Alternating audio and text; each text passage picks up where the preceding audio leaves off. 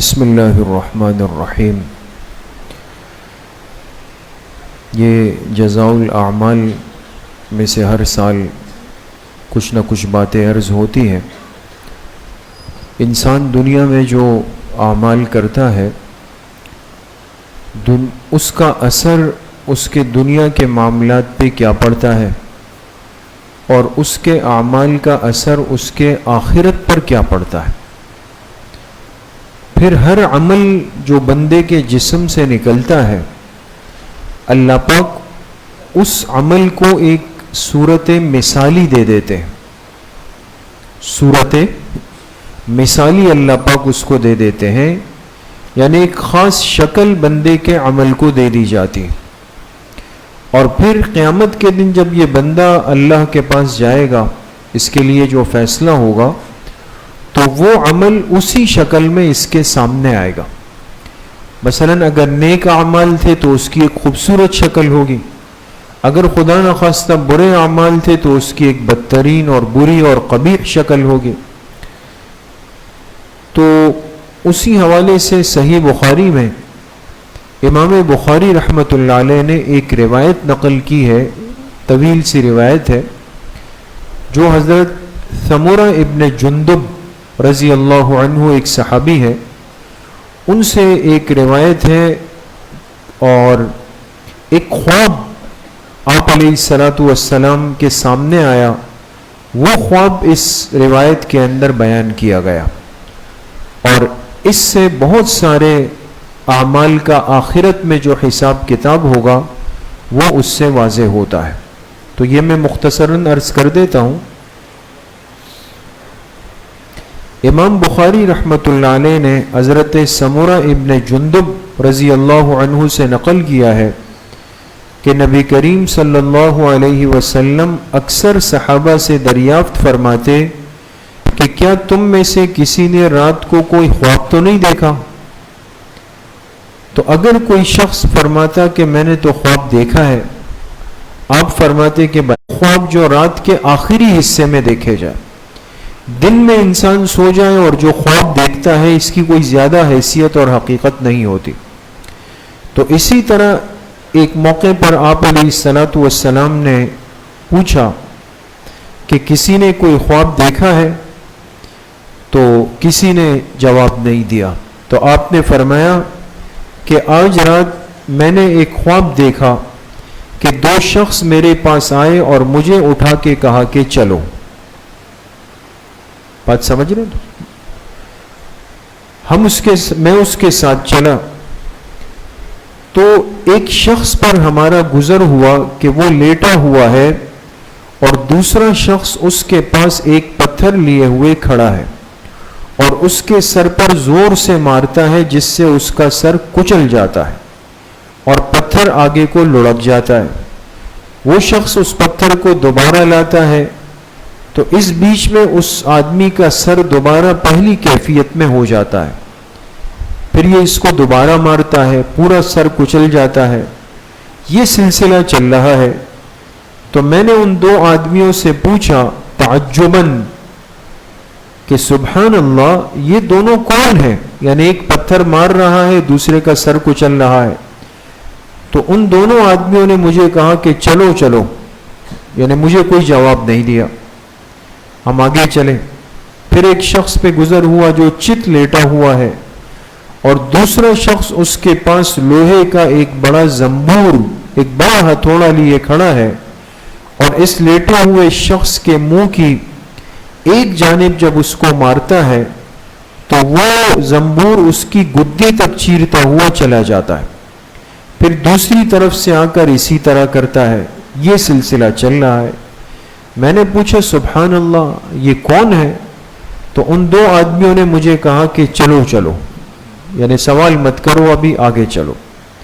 ہم آگے گئے، ایک تنور آیا، تنور جانتے ہیں نا جس میں روٹیاں بنتی ہیں، اس میں بہت شور مچ رہا تھا۔ جب میں نے اس میں جھانک کر دیکھا تو اس تنور میں بہت سارے مرد اور عورت وہ بے لباس حالت میں تھے، اور ان کے نیچے آگ جل رہی تھی۔ تو میں نے پوچھا یہ کون ہے جن کو تنور میں آگ میں جلایا جا رہا ہے؟ انہوں نے کہا چلو چلو آگے چلو. ہم آگے ایک نہر پہ پہنچے جو خون کی طرح لال تھی. ایک شخص اس نہر میں تیر رہا تھا اور نہر کے کنارے ایک اور شخص کھڑا تھا جس کے ساتھ بہت سارے پتھر پڑے ہوئے تھے.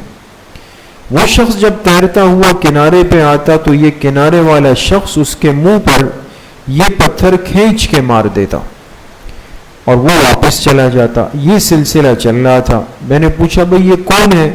انہوں نے کہا چلو چلو آگے. پھر ایک شخص پہ گزر ہوا جو بڑا ہی بد شکل تھا، چہرہ بہت ہی بد منظر تھا. اس کے سامنے ایک آگ جل رہی تھی اور یہ اس آگ کے ارد گرد پھر رہا تھا. میں نے پوچھا یہ کون ہے؟ انہوں نے کہا کہ چلو چلو سوال مت کرو. پھر آگے ایک گنجان باغ آیا جس میں ہر قسم کے پھول کھلے ہوئے تھے اور اس باغ کے بیچ میں ایک خوبصورت لمبے قد والا آدمی تھا اور اتنا لمبا تھا کہ اونچائی کے سبب دکھائی نہیں دے رہا تھا اور اس کے ارد گرد بہت کثرت سے بچے جمع تھے. میں نے پوچھا یہ کیسا باغ ہے، یہ لوگ کون ہیں، بچے کون ہیں؟ تو انہوں نے کہا کہ تم آگے چلو چلو. یہ سلسلہ چلتا رہا. اب یہ طویل روایت ہے دوستو، اس لیے میں اس کو بیچ میں سے چھوڑ رہا ہوں. یہاں تک کہ یہ دونوں افراد مجھے واپس لے آئے. یہ خواب کس نے دیکھا؟ آپ علیہ الصلوۃ والسلام نے. اب آپ اپنا خواب بیان فرما رہے. فرمایا جب خواب میں یہ دونوں بندے مجھے واپس لائے تو اب میں نے پوچھا کہ بھئی آج رات تو میں نے بہت عجیب و غریب چیزیں دیکھی لیکن تم لوگوں نے کوئی جواب نہیں دیا. اب بتاؤ یہ کیا تھا؟ انہوں نے کہا ہم آپ کو ابھی بتلاتے ہیں. وہ شخص جس کا سر پتھر سے کچلتا ہوا آپ نے دیکھا؟ میں نے کہا جی. کہا یہ وہ شخص ہے کہ جو قرآن کو حاصل کر کے اور پھر اس کو چھوڑ کر فرض نماز سے غافل ہو کر سویا پڑا رہتا، اور جس شخص کے اوپر لوہے کا زنبور مسلط تھا یہ وہ شخص تھا جو صبح گھر سے نکلتا اور لوگوں کے درمیان جھوٹی باتیں پھیلا دیتا، اور وہ جو تنور کے اندر بے لباس مرد عورت جل رہے تھے یہ وہ تھے جو دنیا میں زنا بدکاری کرنے والے مرد و عورت تھے، اور وہ شخص جو خون کے نہر میں تیر رہا تھا اور اس کے منہ پہ پتھر مارے جا رہے تھے یہ وہ شخص تھا جو کہ سود خور تھا، اور وہ بدشکل آدمی جس کو آگ کے ارد گرد جلایا جا رہا تھا تو یہ وہ شخص تھا جس کو اللہ پاک نے جہنم کا داروغہ بنایا ہوا ہے. اور وہ دراز قامت شخص جو باغ میں دیکھا وہ شخصیت حضرت ابراہیم علیہ الصلوۃ والسلام، اور جو بچے ان کے آس پاس دیکھے یہ مسلمانوں کے وہ بچے تھے جو بچپن میں فوت ہو جاتے ہیں، بچپن میں چلے جاتے ہیں مسلمانوں کے بچے. یہ ابراہیم علیہ الصلوۃ والسلام کے پاس بیٹھے ہیں.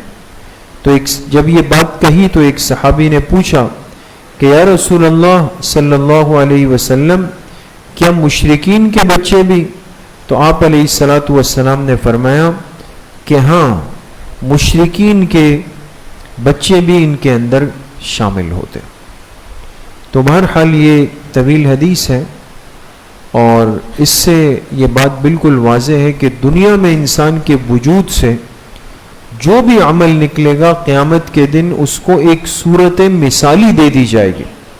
وہ گناہ ایک شکل کے اندر ہوگا، ایک عذاب اور ایک تکلیف کے اندر آئے گا اور انسان کے اوپر مسلط ہوگا. اس لیے انسان کو اللہ کی نافرمانی سے، معصیت سے، گناہوں سے بچنے کی پوری کوشش کرنی تاکہ اللہ ہم سے راضی ہو جائے. پھر یہ مبارک مہینہ ہے، آخری دن ہے، آخری راتیں ہیں اور اللہ پاک بندوں کو معاف فرمانا چاہتے ہیں اور بندے کے ہاتھ اٹھانے کی توبے کی دیر ہوتی ہے، اللہ بخش دیتے ہیں. تو بھئی اس وقت کو قیمتی بنایا جائے، اللہ سے اپنے گناہوں کی معافی کی جائے. اللہ پاک صحیح عمل کی توفیق نصیب فرمائے.